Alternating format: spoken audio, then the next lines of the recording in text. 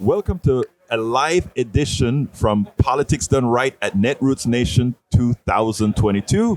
Today, once again, we bring you one of the great activists out here. We have Chuck Pennacchio out of Pennsylvania, right? Welcome to Politics Done Right. And you are the leader, the director of OnePayerStates, correct? Correct. OnePayerStates.org. OnePayerStates.org. First of all, tell us a little bit about yourself, and then we'll go into OnePayerStates. Sure. Yeah. Great pleasure to be with you, Egberto, here in Pittsburgh. I'm living here now, actually. Sharpsburg, just across the river. Great working class town. Really sweet people in this area. It's wonderful to be at Netroots Nation, to network, get to know other folks, and building the power that we need to win. Right. So OnePayerStates it's an organization that has been around since 2009. Mm-hmm. We formalized our group as a C4 organization, as a political organization, 4.5 years ago. And we're geared up to winning universal health care at the state level. Mm-hmm. We'd like to get it adopted 1, 2, 3, 4 states, model it as a successful program, and then go national with it. Similar to the way Canada got to single payer. One province at a time. That's right. Started in Saskatchewan. Right. All the other provinces looked at it, jealously said, we want to do that too. Right. Healthcare for everybody. Right. Cheaper, better, helps the economy, helps people. So it's really a very powerful movement that we've got involved here. You know, it's interesting because we're behind the curve. You know, one of the things I think with our country is that we have a tendency, because we have this innate feeling of exceptionalism, right. We think we have to be the originators of everything that's good, when all over the OECD, that's these industrialized nations, we've seen that they all have some form of one payer, single payer system in some form or the other. That's right. That is successful. And, you know, yesterday, Chuck, I interviewed a person from Canada who naturalized American and moved back in his older years to Canada for the healthcare. And I asked him specifically if their system was better. And he said, I wouldn't talk about systems being better. As an engineer, we just speak about the different issues. And then I said, how do you judge better? And he said, well, I don't know. And I said, well, I judge better based on the outcome of the population in general. And every single of these countries have not just a small, better outcome health-wise, but economic-wise for all their citizens. So the job that you're doing is very important in educating folks doing it. So what is your plan as far as getting out there and making sure that this comes from the bottom up? Because the top down, it'll never happen. Right. Well, we do need to create a mass movement, and that involves connecting all generations, all issues, and all policies, social justice policies. So it's not just healthcare justice, actually, that we're talking about. Right. That's our lead issue. But it also has to be about health justice. Mm-hmm. And health involves policing, it involves climate, it involves quality jobs, neighborhoods, access to quality food, education, all issues. We need to bridge all of these. I call it bridging our people, our politics, and our policies, the 3 Ps. People, politics, and policies. And that's the pathway to achieving justice for all. True justice for all. And that's really the promise of America that we have not been living up to, especially over the last 50 plus years when I've been organizing. I've been doing this work for 50 years. I want to interrupt you for 1 second because I want our audience to also know that you ran for Senate here in Pennsylvania, correct? Right. And so this isn't something new for you. You've been out there reaching out to people with trying to establish good policy for quite some time. Absolutely, absolutely. And in running, I ran very much a Bernie-style campaign, Mm-hmm. Before people were familiar with Bernie Sanders.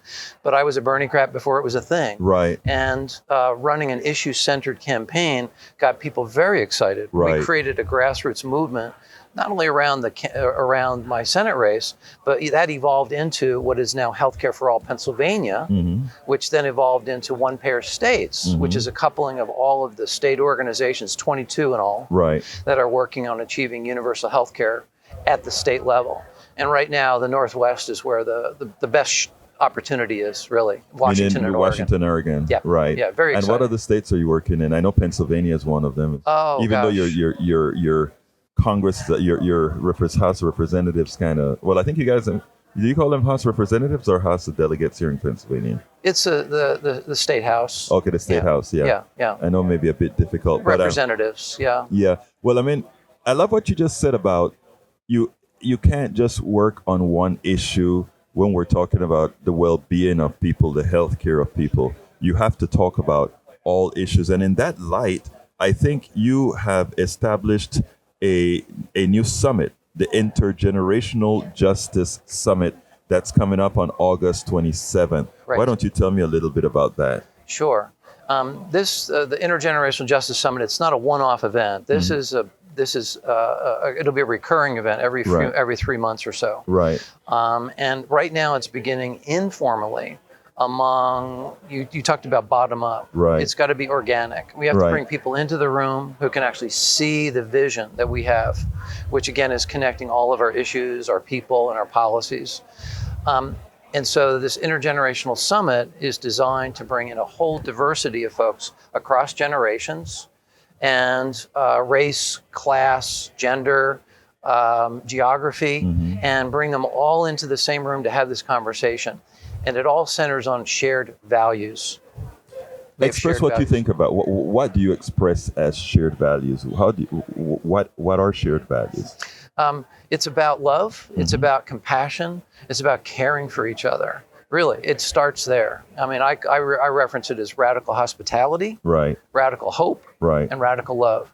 And that means hospitality is our hearts are open and we're welcoming of everyone in the conversation. We're not judgmental. We're here to listen, right? Intentionally listen to people and their concerns. And what ends up happening is the conversation always swings back around to, wow, I didn't realize that you had those issues, those concerns. But then suddenly you realize the connection, the human connection is the most powerful thing that we have going for us. So radical hospitality, radical hope in a time right now when we have to admit, that we're in a world of crisis. Right. We have got to admit this. But in order to overcome that, we have to think outside of our sort of traditional boundaries. Conventional politics are just not working. Our institutions are broken in this country. We have to figure out a way to build mass movement and power to get our political leaders moving in the right direction. And if they're not moving, we need to replace them. Right. So, and in doing so, we have to be creative, very creative. So I'm really thrilled at the work that's being done, especially among younger folks who are willing to engage in occupation efforts to actually sometimes shame politicians into doing the right thing. And it does work. Love, compassion. I love that you said that, hope, but I like the love and compassion so very much because what our economic system, what we have been taught by so many because they have ulterior motives, is those are things on the side, that things have to work the way they're working right now, without spirit, without heart, without thinking about humanity, if you will. That's right. And that you start. I mean, that just kind of warmed me when I said, what are our values, and you say, we have to look at love. We have to look at compassion. Can you really hurt somebody you love? Can you really hurt somebody or purposefully somebody you care about? No, and that's what's missing Absolutely. That is what's missing in our system. We've been teaching people not to care about others' humanity. That's right. I mean, this nation was founded in an effort to create something of a balance between democracy and the capitalism. Right. But capitalism is crushing our democracy right now. Predatory capitalism. The oligarchs are in charge. The billionaire class, they own the political system effectively. Right. And, it was almost a miracle that we were able to get the legislative accomplishments we were last week. And this is really, it's a challenge, but it's an exciting moment too. Out of crisis comes opportunity. And I think everyone needs to take a hard look in the mirror. We look to others to be our leaders. We need to start looking in the mirror at ourselves. We need to be the leaders. Yes. We need to be the leaders. And that's why first of all I love being here at Netroots. That's why I love speaking to folks like you, because again, you are sort of laying that path that even a lot of folks in the younger generation can see, they can see, oh, these older folks are seeing a lot of what we've been trying to aspire for. Absolutely. Yeah. So that is great. So tell us a little bit more about how people can be a part of this Intergenerational Justice Summit. Well, all the information's at OnePayerStates.org. And it's a virtual event, and we have a Zoom room capacity of 1,000 people. Right. So it shouldn't be a problem. Right. Yeah. So, people who believe in the concept of universal transformative justice, which is delivering what we need, not just what we want, but what we need, just fundamentally to go forward as a society, to heal ourselves as a society, and to believe again in the American promise.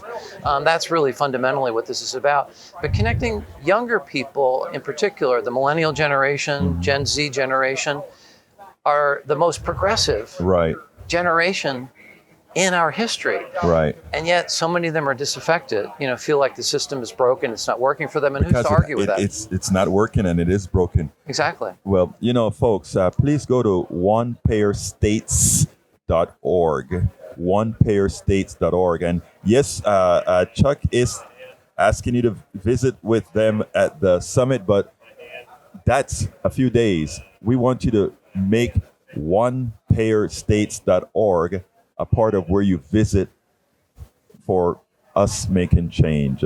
Chuck Pennacchio, thank you so kindly for having been on Politics Done Right.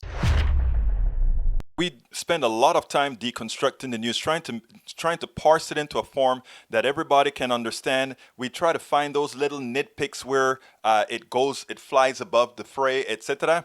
If you really like these videos that we do, I want to ask a big favor. Please go ahead. Number 1, subscribe to our channel. And number 2, please join if you can. Thank you so kindly for watching. Keep watching. Please remember to share. We must populate the entire internet with our progressive message, a message that we know is what most Americans say that they want. So help us, please join.